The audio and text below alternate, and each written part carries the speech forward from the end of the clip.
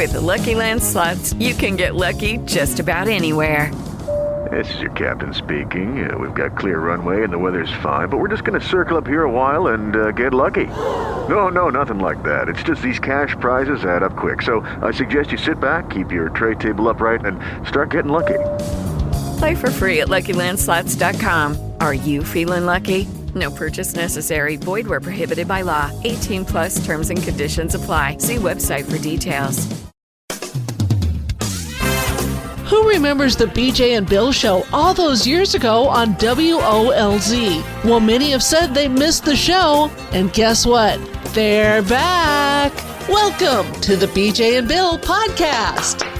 I cannot believe it, everyone, but welcome to episode 5 of the BJ and Bill podcast. Where does the time go?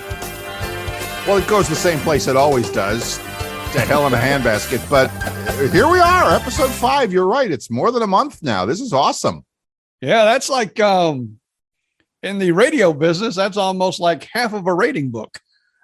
Oh, man. Oh, and now you had to start with the ugly memories right off the top here, didn't you? Wow. Those usually go for about 12 weeks. I'm going to give the people a little bit of an insight. Okay. When we talk about ratings, yes, that's how many people they estimate listening, to a radio station. Sure. And people hear that all the time when you talk about things like TV shows. The TV show had a great rating, millions of people watched it or whatever. So yeah, ratings is important because that determines how much money you're going to make, because that determines how many people are actually watching or listening. So yes. So I just want to let everybody know, when you're listening to your, because you could be listening to this podcast anywhere, but I know you have like a radio station in a medium or smaller or even a large town. You can always tell, because usually the fall book is the important one, because that's, that goes into fourth quarter, and it seems like advertisers spend more money in the fourth quarter. Right. So if you listen to your local radio station and they're giving away cars, money, and exciting prizes, that they're in the ratings. That it's ratings time. That's right. Yeah. Now look at, you threw out some, you said like fall because it's done in seasons. And you said book, which is interesting because nothing comes out in a book anymore. It's all digital. It's all delivered electronically. But there used to be a time, and I am old enough to remember working at radio stations where you would, literally be waiting by the mailbox for a fat paperback book to arrive that would show the ratings for your radio station and every other radio station in your city. And you would go through that with a microscope to determine how did we do, and did more, women age 18 to 25 listen to us than the other guy. Oh my God. It was like, I don't know what it was like. It was like, I guess, working for the IRS. It was crazy. And sorry, of course, they broke it down into day parts too. Yes, day parts. Like the morning show, the midday show, the afternoon show, the night show. Right. So I would always go specifically immediately to the day part that I was doing. Of course. and you and I, of course, back in the oldies day and all of that, we were the morning show. So we were the one, and typically, and anybody who's listened to any of my videos where I talk about iPhones and iPads, typically is my favorite word because it lets me off the hook. It means most of the time this works, but not always. Typically in the radio business, the morning show is the one that makes the most money because it has the most listeners. It's people driving to work, people driving their kids to school, people, everything. Everybody's in the car driving, listening to the radio. At least they used to be during, that morning period of, 6 to 10 a.m., something like that. So boy, if you were the winner of the morning radio ratings race, you were golden. And for a lot of years, BJ and Bill were golden. And that's the beauty of the whole thing. That's why we're here. So yes. We figured, hey, we can get big ratings on the radio. Let's see what we can do in the podcast world. That's right. So yeah, I remember those days. I remember when it would arrive via email and all of a sudden you and I were like the most popular guys in the building. Oh my God, we love you guys. You are so awesome. Oh, we'd get flowers from the salespeople all the time. The flowers, and they'd bring cookies and, all the goodies and everything like that. And it was awesome. It really was. It was a lot of fun. I enjoyed the heck out of it. And I know you did too. But yeah, anyway, so here we are talking ratings. And with ratings being so much fun, that, of course, there's a lot of people now that voice track shows. But as I mentioned to you before the BJ and Bill show started, I was voice tracking nights on WOLZ. Well, I was also doing afternoons at WSSL in Greenville, South Carolina. Right. And my ratings came in. They were number one in Greenville and number one in Fort Myers. I thought, woohoo, I'm having a party. Right. How did that work out for you? I don't know. I was there by myself. So, right. But, there was a local establishment where the party did happen. Oh, to be young again, to be young again. Oh man, to be young again. I remember those days. I remember. So, but you're right. I worked just before the BJ and Bill show. I was actually in Phoenix, Arizona. Big market. I mean, a big city with big radio stations spending big money. And for one of our ratings periods, for one of those, they call it a book because that's just the industry term. All right, that means you're in the ratings. My radio station was middle of the pack. We weren't that great. We were not that great ratings wise. Of course, we thought we were walking on water at the time, but we gave away, and this, I am not kidding, the radio station I worked for in Phoenix, Arizona gave away 8 cars in 8 weeks. 8 cars in 8 weeks, huh? As a way to boost the ratings, keep people listening. And when the book came in, we gained a teeny bit in the ratings, and the boss went ballistic. 8 cars in 8 weeks. It bought me a half a point. and we were like, oh God. So we kind of saw the writing on the wall. He sold the radio station within a year. So it was. Well, I remember the days of giving away cars on the radio. Oh, yeah. Nowadays, you know what they do nowadays? We're going to give you a car. And I mean, not everywhere, not all the people do it, because I don't know about the station that I work part-time for now, but they're getting ready to give away. That must mean they're in the fall book. Yes. Yes, they are. They're getting ready to give away, because it's a country station, a big old F-110 pick-em-up truck. Yeah. But now I don't know if they do this or not, but I know in Fort Myers, people started that would give away like a car, during the rating period. Right. You would actually win a car. Now, when you really find out, you're winning a 2-year lease of a car. Oh, really? Yeah. A lot of stations are doing an old bamboozle there and saying, oh, win this truck, win this car. And you end up actually winning a lease. So you don't really, I guess you kind of win the car because you have it for a couple of years. Right.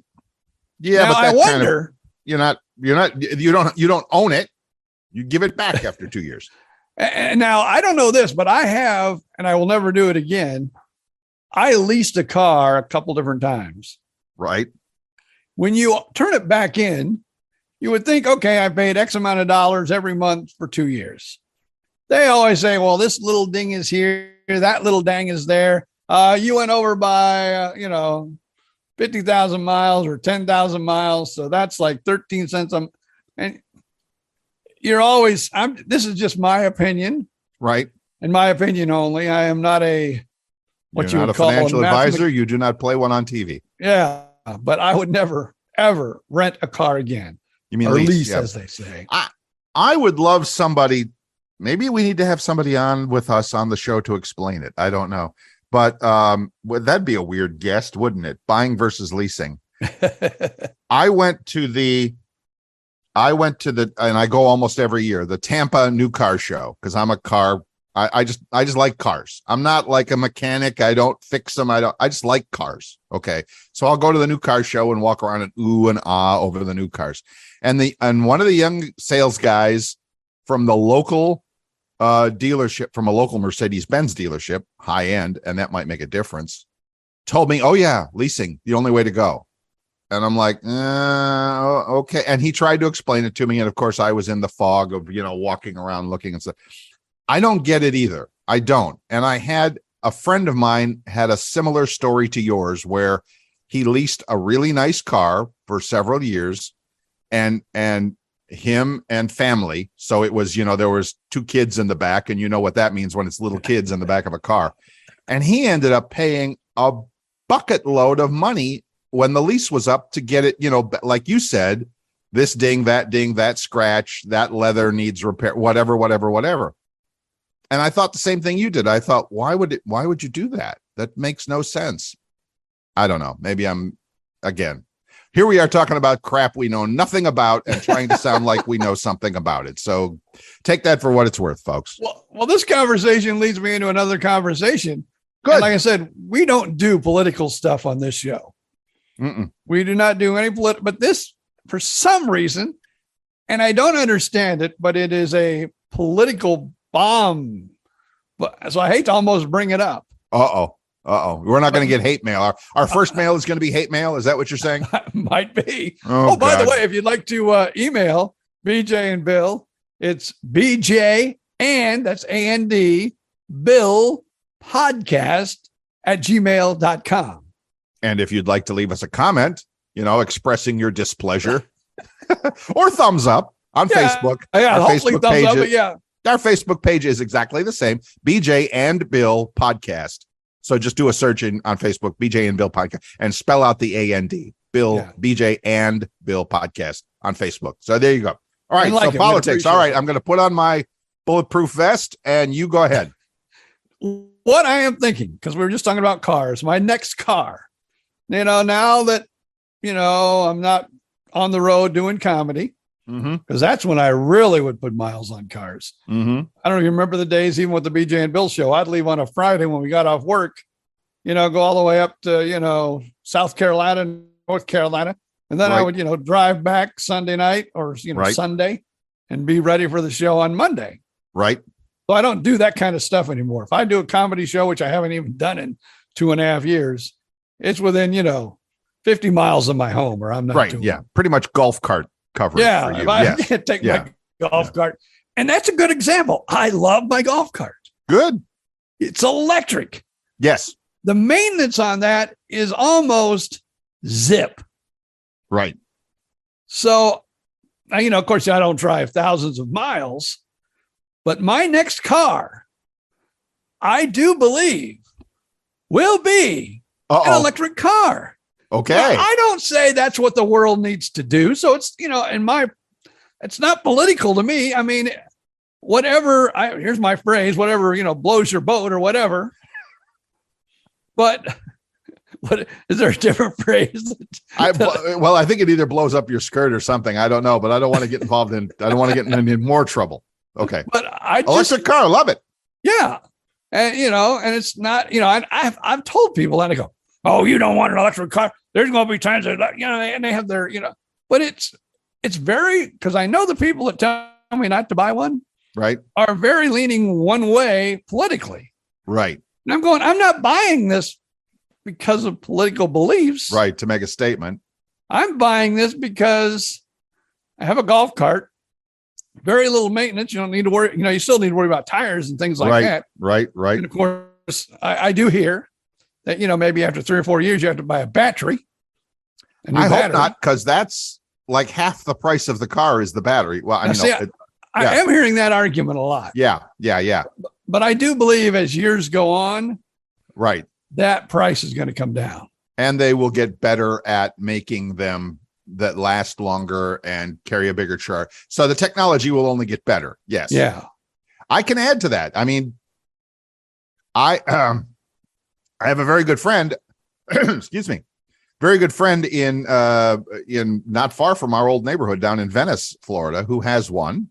It's the, we can tell the brand because, maybe they'd like to sponsor our show. Hello, your commercial could go here. It's the Hyundai Ioniq 5. You've seen it on TV with the commercials. Super cool looking, all electric. And I'll tell you this, good side, I love to drive it. It drives so cool. So it's very different than a gas car. The way it drives, the way it feels, because of that battery is underneath your seat and it's so heavy, and the car feels like a sports car, like it's planted on the ground firmly. And when you push the gas pedal, when you push the accelerator, oh my gosh, takes off like a bullet. Oh, wow. I mean, there's a young, here where I live at my apartment, there's a young man with a really nice brand new Corvette out front. And my friend from Venice came up this past week, escaping the hurricane. So came up here and stayed for a few days with that electric car. And I thought, if that kid comes out, I'm going to challenge him to a little race out in the parking lot here. But because from 0 to 60, an electric car is, forget about it, as they say, very, very quick. And it's so much fun you're on a highway. I've driven it a few times. You're on the highway on ramp or something, and you see a little hole. You just push down on that pedal, and boom, the car literally jumps. And you know, it's like a roller coaster ride in a good way. So anyway, now that's the good side. Here's the downside. If you're driving cross country, you better make plans for like, okay, I'm going to stop. Here's my stop. Here's my charging station. Here's my charging station. Here's my charging station. And 250 miles, that's about all you're getting. And that's normal nowadays. You know, whereas if I fill up my little old SUV with gas, I get about 450 miles, and I'm not worried about trying to. And of course, there's a gas station on every corner, even if I'm in, rural Georgia somewhere. Why would I be in rural Georgia somewhere? I don't know. But if you do, there's going to be a gas station. But there is not going to be an electrical charging station near any, the infrastructure is just not there. So anyway, long story short, I'm thinking to myself, if I had the money, if money was no object, I would definitely have an electric car for around town. And then I would have my other car for if I wanted to drive, cross country for vacation or something like that. So there's my story. I've thought about that too. Yeah. And I'm thinking, well, you always have Avis and Budget and all those places. That's right. And where I go, even if I go see my son in Fort Myers, I'm in Central Florida now. Right. He's where the devastation hit about a week ago. Yeah. A little over a week ago. And, that's like round trip. It's probably about 250,000 miles. But I figured I could find a charging place down there while I'm there. Sure. If I'd charge it up once while I was there. And, that's like my furthest trip. Right. I don't go much further than that anymore. So I think I would benefit from it, but maybe not. I don't know. Well, you do. I will tell you that when you buy it, you get a charging plug that you can literally plug into a 110 outlet in your garage and charge your car from the 110. It will take a week.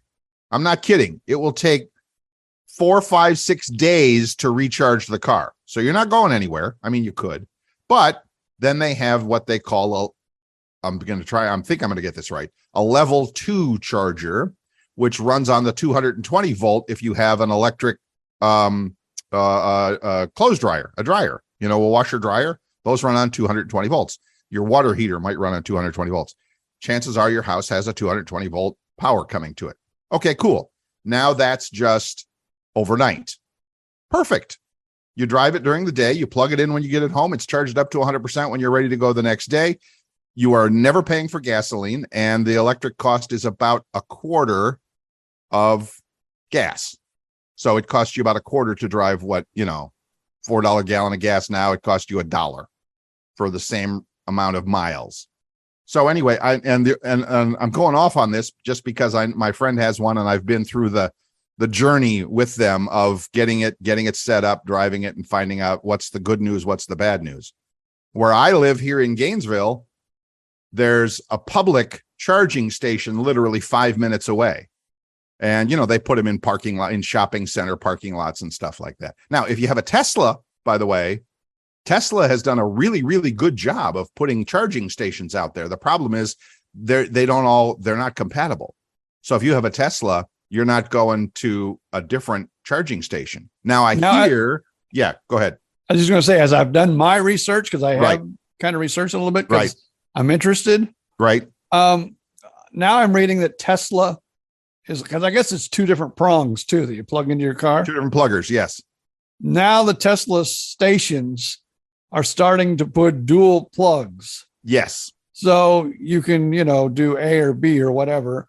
Yes. I don't know how they go because I don't understand all that yet. No, it's literally like you said, it's literally the plug. It's like we're so used to at home, we have that 2-prong 110 volt plug that goes in the wall, goes in everywhere. If I come to your house, I can use the same thing, and but not so much with cars. They're different. And what I like, and again, not political at all. It's not just political at all. I'm fascinated with this also. At one time, because we want to move closer, even closer than we are now, to our daughter. Because I don't know if you're ever in Florida and you go up and down Highway 27, it has become a nightmare. It is most almost highways in the central part of the state. Yeah, most highways in the central part of the state are a nightmare. It is a nightmare. Stop signs. Stoplights, you're waiting 2 or 3 times to go through this. It's a nightmare. Right. She lives 20 miles away. Takes an hour to get there. Your daughter. Yes. Really? So we were thinking it'd be nicer to move up that way. Plus my wife would really be happy because then she'd be happy close to her daughter and to the mouse house. Oh. She loves the mouse house, by the way. I can't argue with that. I like In fact, after this podcast, we're going to the mouse house to see a concert tonight. Awesome. Epcot, Mark Wells, nice country singer. Good. I'm going to go enjoy him tonight. Yeah. But another thing that I'm interested in, and I've seen some of these. Well, back to that story. I have too many stories, I guess. That's all right. Let's finish the electric car thing. Have you driven one yet, by the way? No, I have not. Go drive one. And it doesn't have to be a Tesla. The problem is finding one to drive. What's that? The Volt or the Bolt? I think it's the Bolt. Oh, the Chevy Bolt. Well, the Bolt is the littler one. The Volt, I don't know that they're making anymore, but I have also seen that Chevy's going to make an electric version of their Equinox. I think Equinox SUV, or maybe the Blazer SUV. That's a Ford. The Blazer they're doing, I think. Yes, lots of people are they're working as fast as they can to turn gas cars into electric. But the problem is, again, to me, the problem is the charging infrastructure. Yeah. And again, if you're going to be at home, or like you said, if all you got to do is go 20 miles back and forth to the mouse house or to your daughter's place or whatever, perfect. Absolutely perfect. And again, that would be a great answer for most people. It really would. Now, back to the story where we were thinking of moving closer to the daughter. Yes. The price of homes nowadays. Oh, my God. Are off the map. I mean, we moved to Central Florida. We moved into a villa.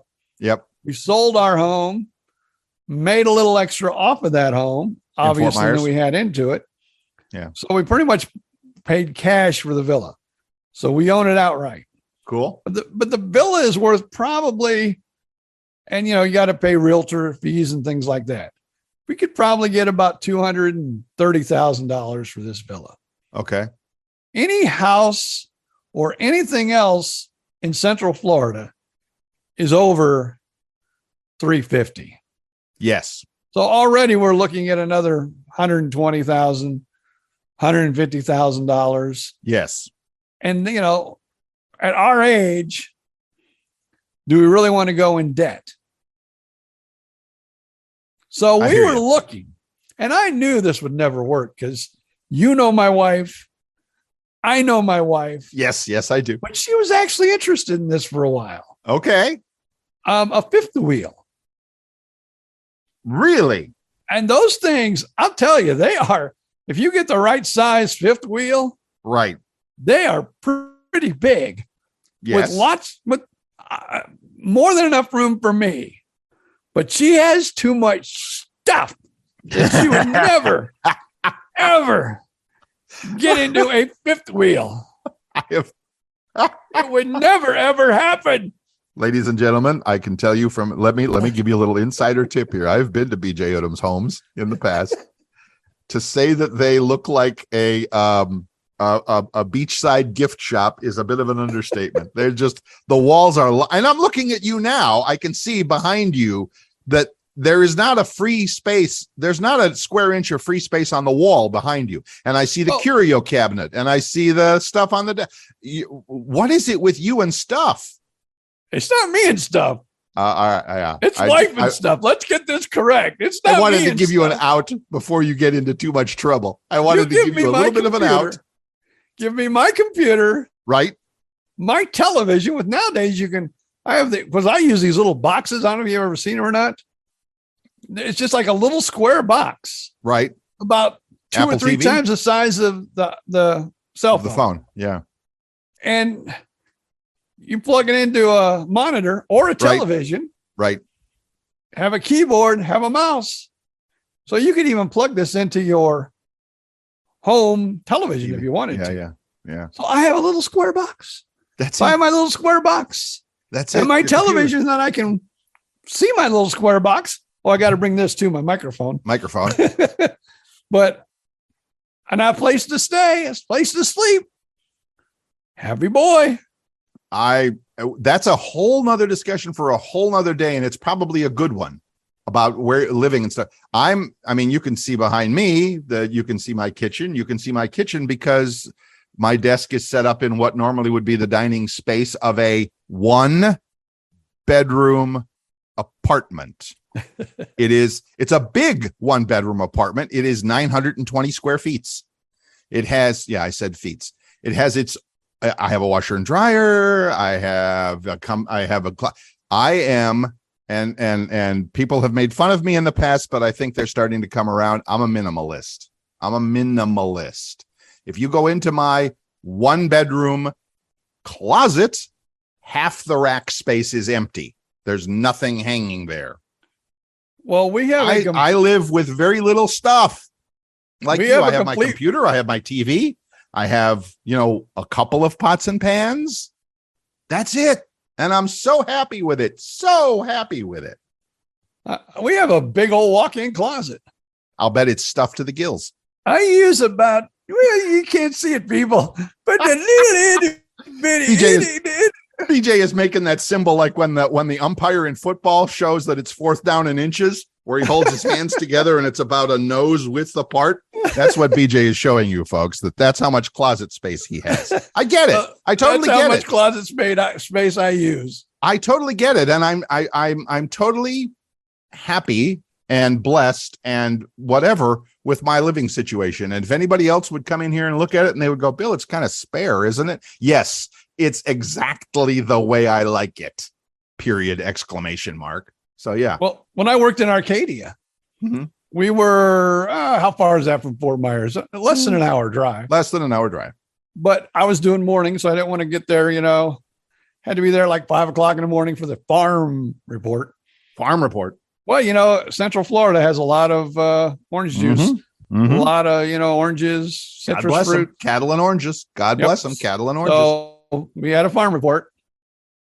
Had to be there early to get that on the air. Yep.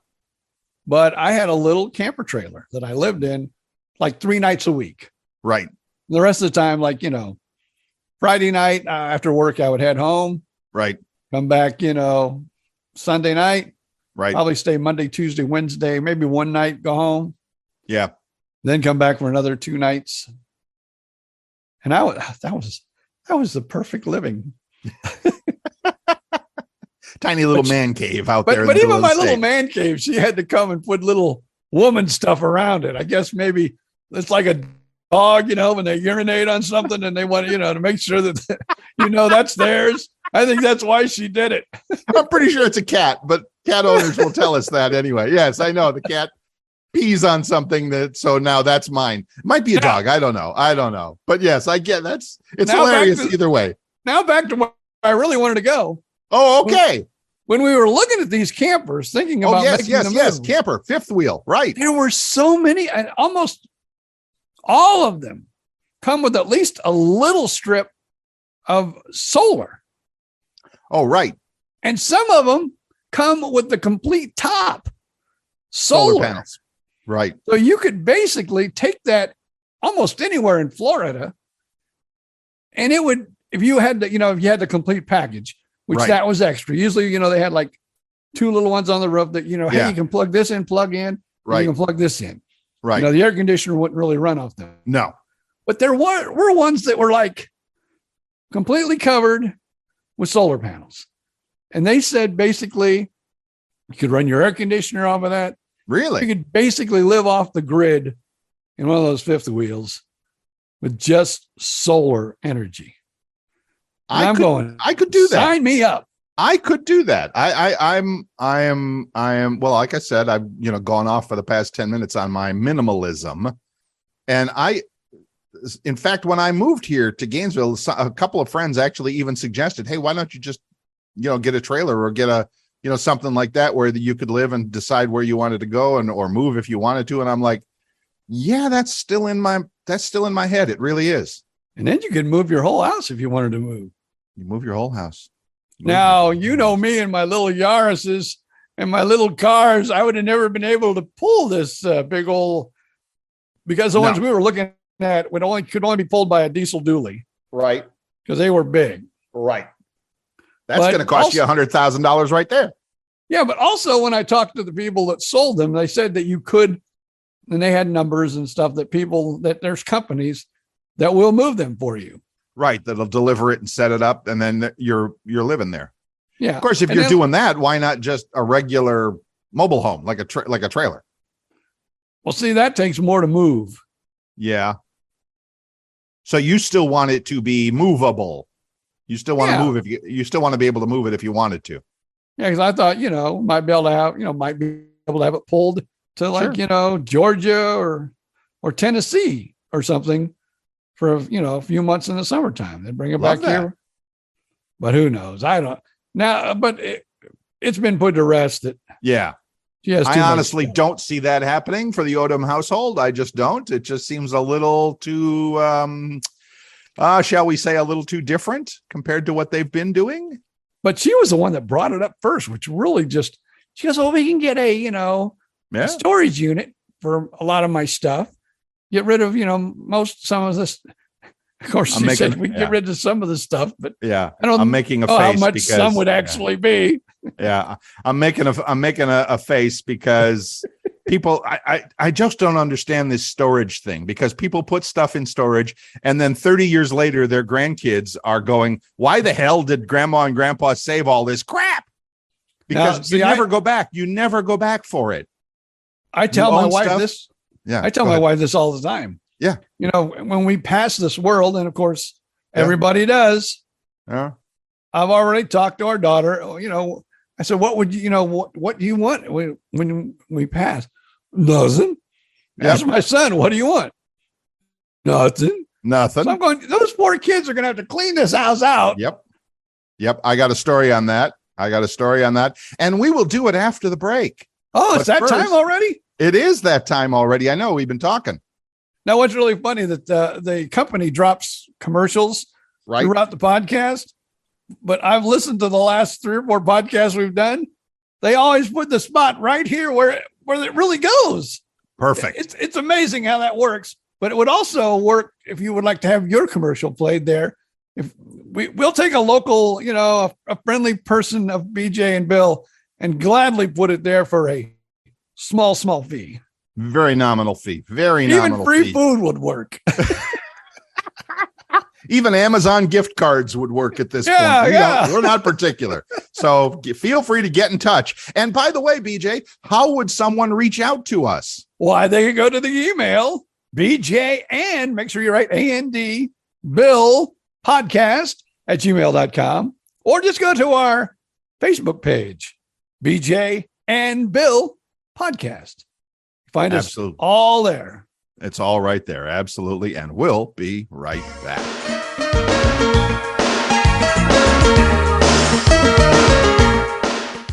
If I could be you. And you could be me. For just 1 hour. If you could find a way. To get inside. Each other's mind. Walk a mile in my shoes. Walk a mile in my shoes. Walk a mile in my shoes. We've all felt left out, and for some, that feeling lasts more than a moment. We can change that. Learn how at belongingbeginswithus.org. Brought to you by the Ad Council. Walk a mile in my shoes.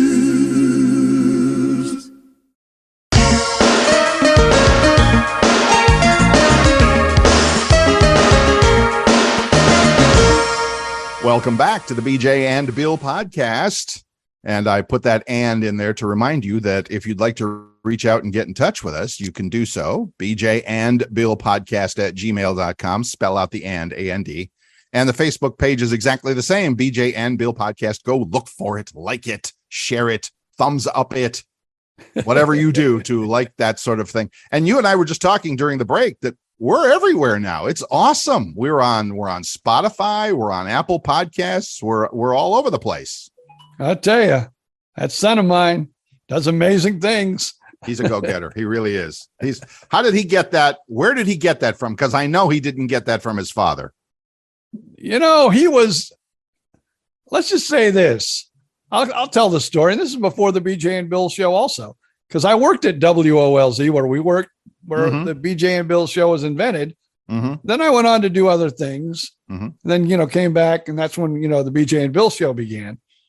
But in the early days, probably the late 80s, early 90s, he was still probably middle school, probably middle school, maybe even grade school. Right. When you work at a radio station, a lot of times they want you to record the commercials that play during the day. Right. Well, I would work on a Saturday, and it seemed like, Friday was the big day. All the new commercials would start Monday. So I'd have a stack of about 3 or 4 commercials that I needed to record to have in the machine by Monday. And so I would take him to work with me. It would almost be like the modern day voice tracking. Right. But instead of a computer doing the voice tracking, I did the voices and put it on cart, which was the tape cartridges used for like commercials and things. Right. Like they looked a lot like the old 8-track tapes for those who remember that far back. Yeah. And so I would go in the production room to record the commercials. And my son in junior high, or probably 4th, 5th grade, 6th grade, would sit there, play all the music, play everything that would need to play in order. And then when I needed to talk, he even knew how to play my voice over the music so he could time it out. He was the very first automation machine that I ever knew. Wow. Wow. So in other words, that's something he kind of just latched onto as a kid and obviously stuck with it. Yep. Wonder where he got. Now I get that. And that's technical. I get the technical part of it, because that's probably like my story too. I mean, not like as a kid, my father was never in the business, but I mean, as a young person in, college, when I got introduced to radio, I just stood there and I was like, wow, that looks cool. I'd like to do that. But what I'm wondering about for your son, and maybe this is another story for another day, or maybe you could give us an insight. He is a business guy, though, in a way that I'm not. I can't speak for you, but I know that you're not. He's what a do you mean? business guy. You can't speak for me, but I'm not. But I just did. But I absolutely just did speak for you. That neither BJ or Bill are really business kind of guys. Now, I do my own little stuff. So do you. It's all good.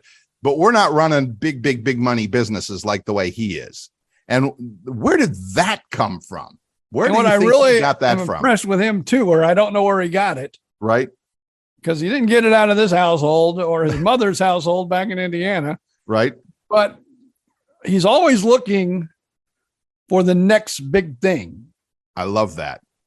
See, he started out with 2 internet radio stations. Right. Actually, he started out with 1 internet radio station. Right. And that led him to DJ also, like I used to do.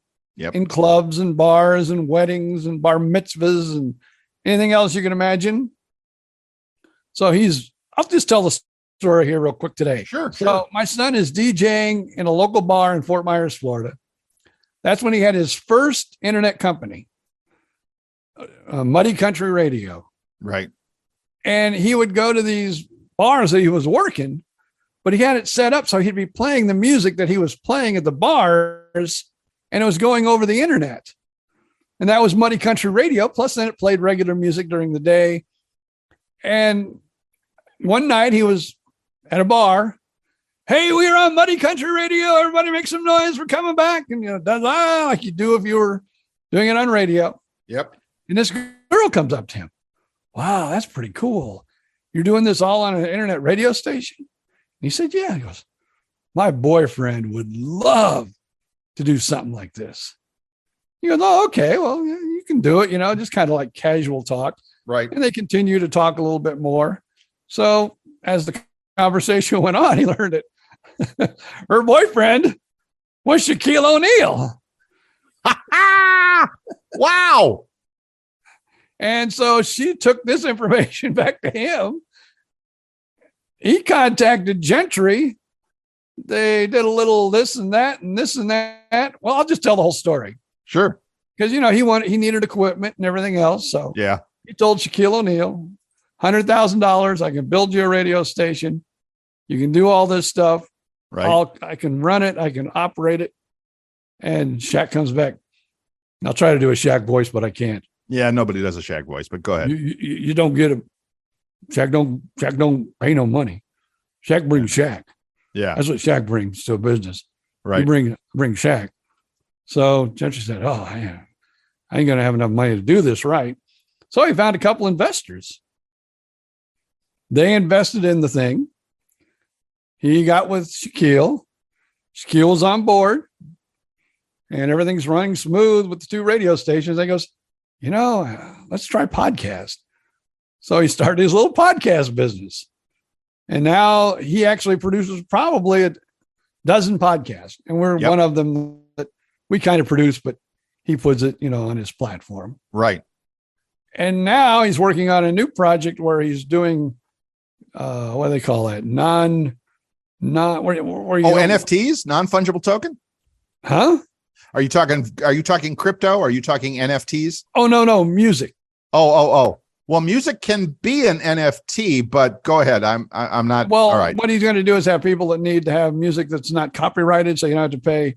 I see. Money. Yeah, like stock audio and stuff like that. Yeah, yes. He's putting a website together that will allow you to either pay a certain fee and have complete access to the library, right, or just buy 2 or 3 tracks at a time. Yes, that's a big deal, especially and that what you're talking about is music that doesn't. It's not licensed. Well, it's licensed, but it's not copyright. It's not. It doesn't belong to one person. Like if I make a video, ASCAP own music. Right. If I make a video, like so many people are doing videos on YouTube, on TikTok, on Instagram. There are so many of them.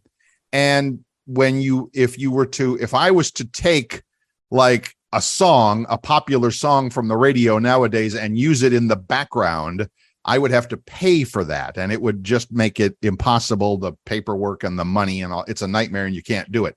A lot of people do it anyway, and then they get a lawyer letter saying, hey, no more. So what has been done, just to finish the story, is that they have these companies that produce music, and then they basically sell it to you or lease it to you or whatever. Oh, you're doing a 5-minute podcast or whatever. Here's a song. You can just buy it and just use it on there, and no problem. You get it and you get to the rights to it and all that. So yes, what he's doing is super cool, and it's probably going to make him a lot more money, like most things will. So yeah, I get it. Cool.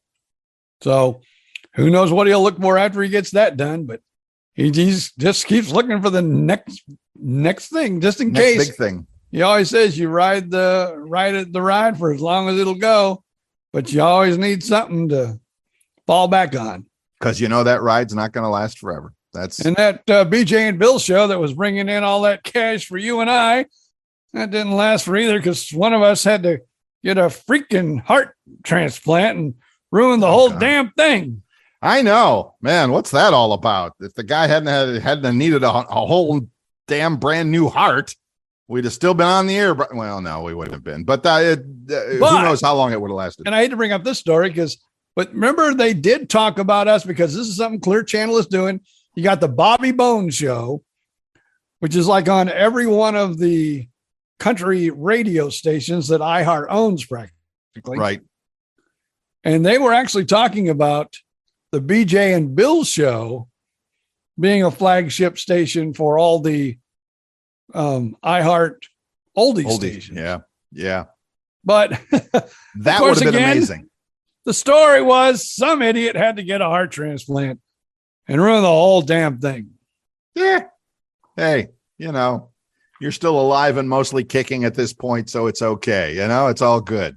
We could have been somebody. Could have been somebody. That's a movie line, right? I could have been a contender. I know, it would have been awesome. But that's okay. No worries. No problem. I hear you. But it would have been interesting. There could have been some interesting things happen there, but they didn't. But that's life. It's called life. You go on, you do other stuff. And if we were both smarter about it, like, oh, I don't know, your son, we'd be figuring out what the next big thing is and then doing that. And yep. I'm kind of trying to do some of that, but yeah, it's a thing. I watch Shark Tank. These people that invent stuff. Right. And then, they get these guys on Shark Tank to invest. Then they show them a year later where they've, $80 billion sold now. And I'm going, how do people come up with these ideas? But just like you said, my son, where does he come up with all these ideas? And, he finds a way to do them. I don't. Yeah, it's both. It's a whole bunch of things. It's creative. You have to be creative to see what's happening out there and to recognize, oh, this is a trend. This is happening. This is a big deal. And then how do I find my piece of the pie in all of this? What can I do to add to this, to bring value, to make money from it, I do a lot of, and again, I'm no big fancy businessman. I do watch a lot of videos on YouTube about business and about marketing, and it's something that I'm interested in. So it's kind of like, what problem can you solve that is out there that people will pay money to have you solve it for them? And then how to make that grow. But you're right. I mean, you watch Shark Tank and you watch some of these crazy ideas and you go, how the hell did they even think of that? Where did that come from? And my son started actually his internet radio stations at the very beginning of things like Pandora and Spotify. Yep. And he saw those things starting to click. And he goes, well, people are going to the internet for different things. So that's where his journey all began. And I'm thinking it was at least 10 years ago, if not more. Oh, yeah. Oh, sure. Started his very first internet radio station. Oh, heck. I'm intimately familiar with the Shack radio station, as you know, and I've been doing that for 4 years. So yeah, it's been a while. And it started out a little project in his bedroom or the spare room or wherever it was. Awesome. I love that. So do you want to circle back to that, or have we moved on? The question we were talking about before our break 10 minutes ago about junk in the house and passing it on to kids and all of that. Oh. And I hate to say this, but my sister-in-law, who married my brother, right, who has passed, God bless his soul. Yeah, but she's the same way, and she has a 2-story farmhouse in Indiana. And like this house, you never see the floorboards. No. There's just things all the way around that. And you thought my wife had stuffed bears. Woo! Stuffed animals. Yeah. Oh man, those two ladies could put together a stuffed animal museum. And it could be 3 stories high. They could probably fill it.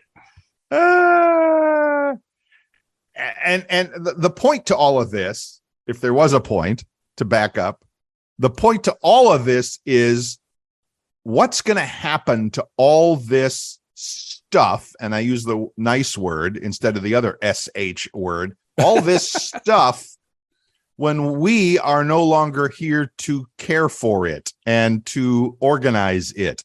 And here's my piece of this.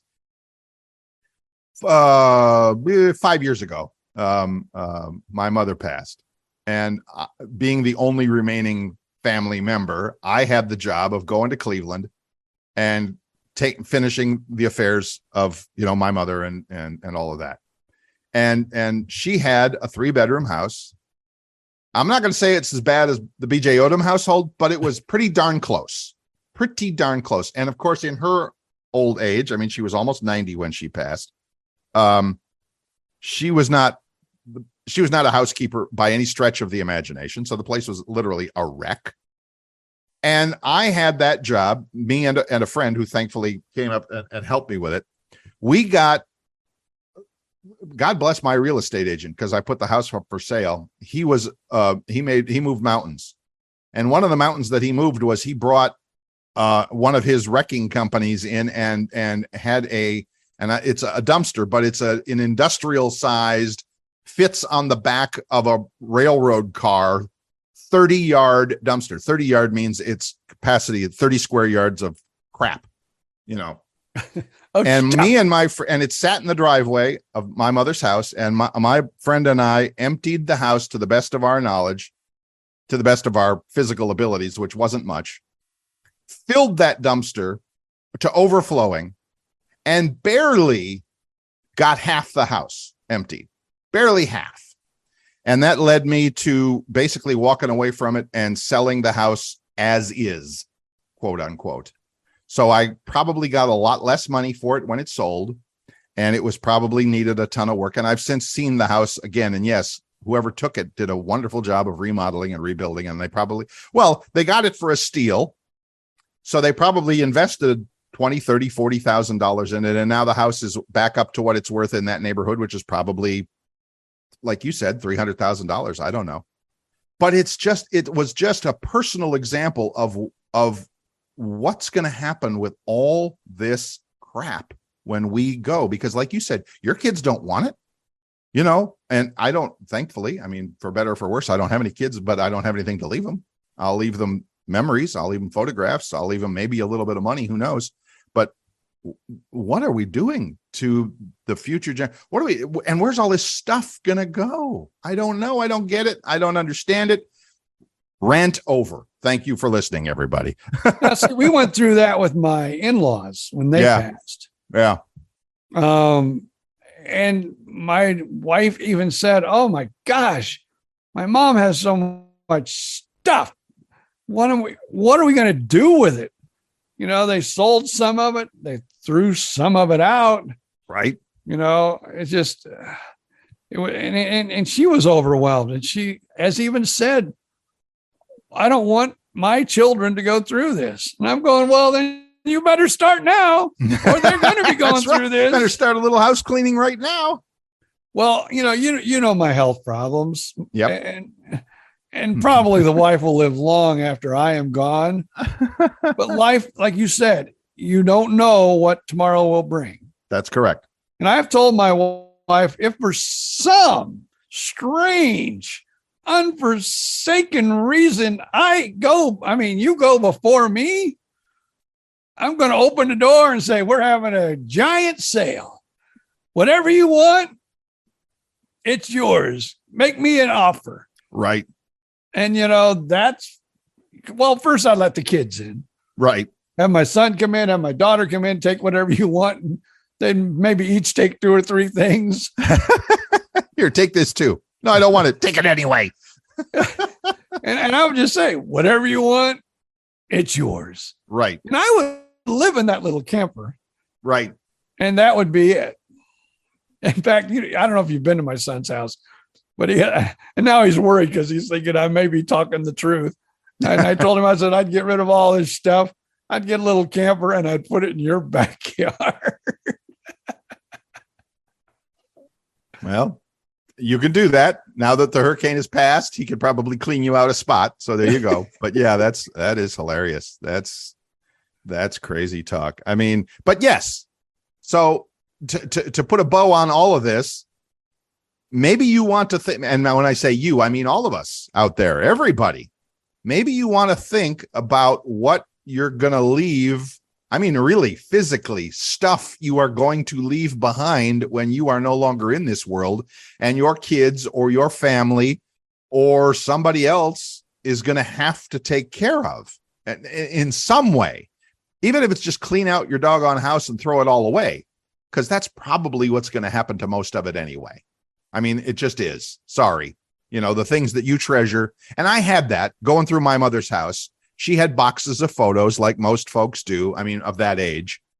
Thank God most of those photos are now on the internet for me, and I don't have to have boxes and boxes and stuff. But my mother, 3 or 4 shoe boxes full of, photos. Okay, fine. And, I would start going through them and realizing and recognizing I don't even know anybody in these photos. I don't know who they are, where they were. What. So throw them out, throw them out, throw them out. And I'm sure that people would be like, oh my God, that's family history. That's whatever. Well, it ain't mine and I don't know it. And I got to make space here.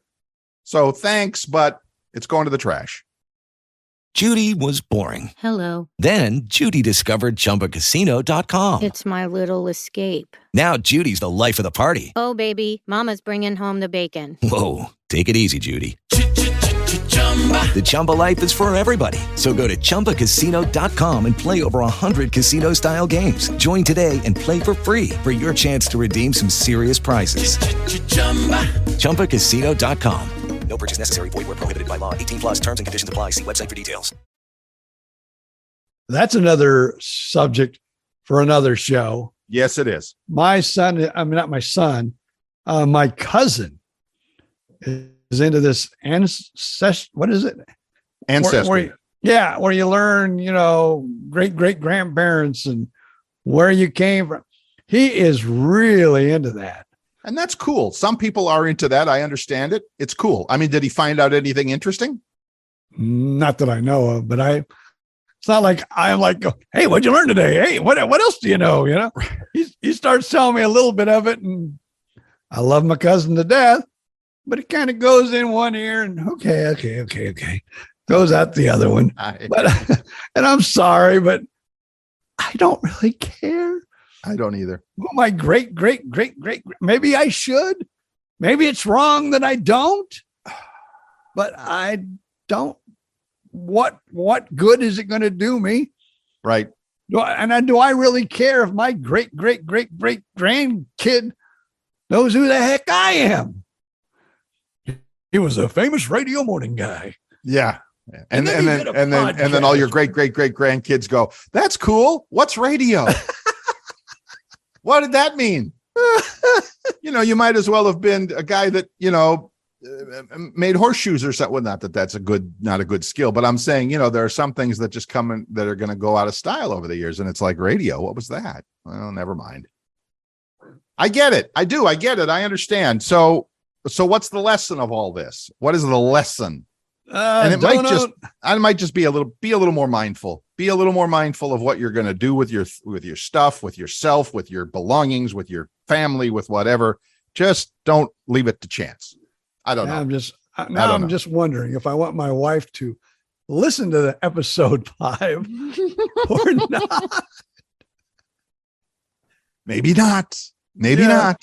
Oh, honey, don't listen to episode 5. It was very boring. It was just terrible. There was nothing there you'd want to listen to. Nothing at all. Nothing to see here. Like they always say, right? Nothing to see here. Move along, folks. Nothing to see here. Yeah. Those are the ones you're going, wait, what? I love that. That's awesome. I remember when I was thinking about starting this and I contacted you and I'm thinking, okay, so they want almost an hour a week. Right. Can we do that? An hour a week. Are we going to sit here and go, how are you today? That's right. Oh, how's the weather? Yeah. And man, I'll tell you, like I said, this has been episode 5. Right. And we've yet to chat about anything coherent. No, it's not like we've actually needed any kind of, and in the radio business, we had this really important term. We would call it show prep. It's like, ooh, let's scour the interwebs and wait for it, morning newspaper. Remember those? Scour the local newspaper and the internet for interesting, funny, cute stuff to talk about on your show. And you and I have done a little teeny bit of that and have needed almost none of it because we've had stuff to talk about for 5 weeks. It's awesome. And I even have a bunch of stuff here that I had You told me out you had thinking- something that you wanted to mention, and we've got about 10 minutes left. And if you wanted to dig into your vast knowledge banks there and share something with the folks, you go ahead and do that. Well, you're the guy that always has the proper diction, has the proper wording. I you know, try. and you kind of seem to be the brains of the operation.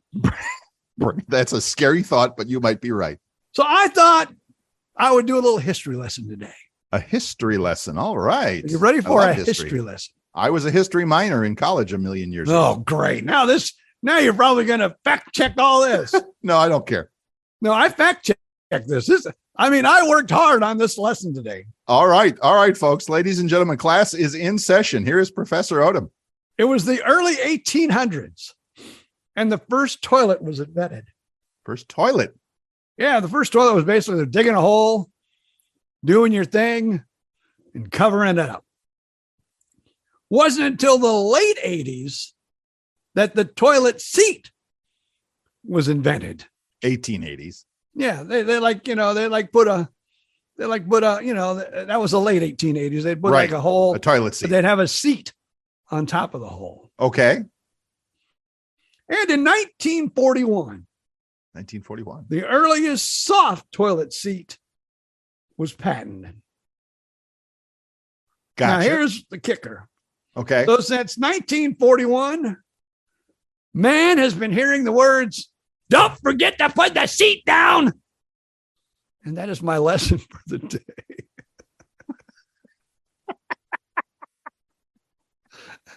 So for 41, so 80 plus years, we've had to hear that. Yep. Okay. I don't know. I just see. When I thought of this, I thought it was funny. But now that I've said it out loud, I'm thinking, wasn't that funny? Wasn't that funny? Okay, Well, we let's make tried. something funny out of it. I don't know, but yeah, I get it. I hear you. Advantage number 72 of living by yourself. I can leave the seat up, and I do. Sorry. So the other day, my wife had to go to the beauty parlor. Yes. I dropped her off because I had some things to do myself. Yes. When I got back, I had to really use the restroom badly. Okay. So I walk into the beauty parlor and I says, "See that woman there? I know her.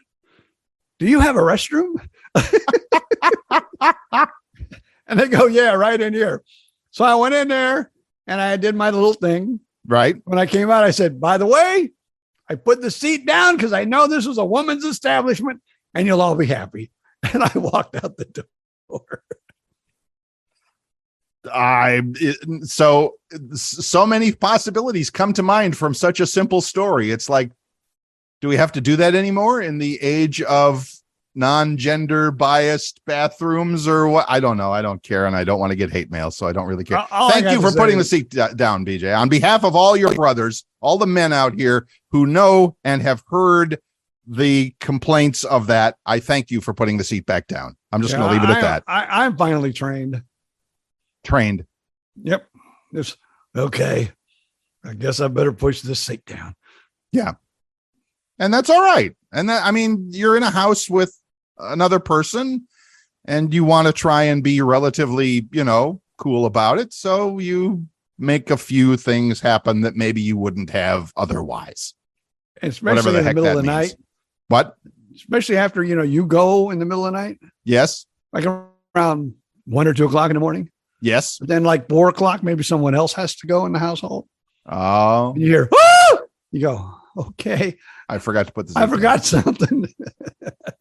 And you know that the rest of your evening, of your morning, of your 4 o'clock in the morning is going to probably not be a fun experience. Yeah, no breakfast for me today. No breakfast for you today. All right. What a great way to end that program, folks. It's literally down the crapper. By the way, he invented the toilet. I thought that was going to be your joke. No. A guy by the name of Crapper invented the toilet, or I don't know if he invented it, but it was like the first brand name or something like that. Maybe. Let me see. Yeah. All I just have is 1941. The patent was for the earliest soft seat. This was way before that. This was like 1800s or something. And the reason I know, not the reason I know that, I know it, who knows why I know it, but I actually saw one at the St. Augustine Distillery. Boy, there's a call out. There's a shout out.